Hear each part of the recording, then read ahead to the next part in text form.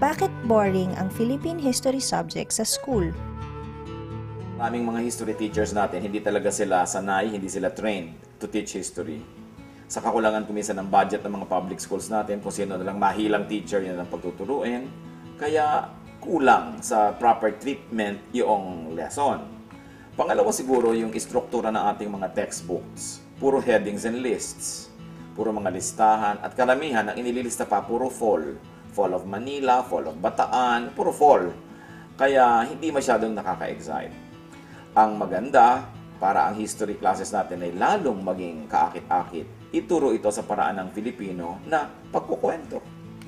At hindi lang yon, kumisan pag nagbabasa ka ng Philippine history, para ka nagbabasa ng History of the Tagalog, History of Manila.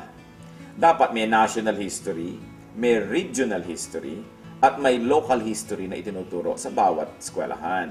Halimbawa, ikaw ay taga Cebu, meron kang pinag-aaralan na national history ng buong Pilipinas, meron kang history of the Visayas, may history of Cebu, at kung ikaw ay taga Boljoon, meron kang local history of Boljoon. Para nakikita mo iba't ibang layer ng history, nakakakonekta ka at nagiging tauhan ng kasaysayan yung mga ninuno mo, yung bayan mo, merong connection. So palagay ko yung istruktura ng pagtuturo, yung istruktura ng mga textbooks at training ng mga teacher sapagkat napakaganda ng Philippine history para pag-aralan at para kapulutan ng aral sa paglikha natin ng isang bayang maunlad at matatag.